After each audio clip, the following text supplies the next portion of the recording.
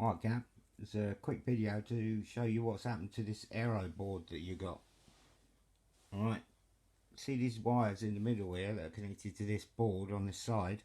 They run through this tunnel in the middle, and see these 5 wires here, they're supposed to be connected into here with this.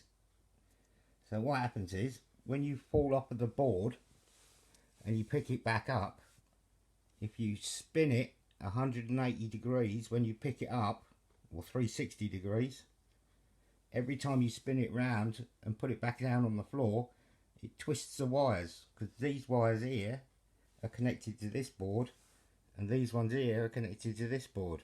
So every time you put it back on the floor and twist it round, it twists the wires inside the tunnel, and in the end it all becomes too much and they all get torn off the end.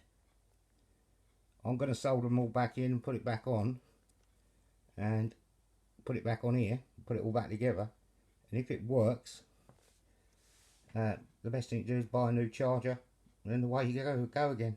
I'll let you know how I get on. Alright, see you in a bit, bye.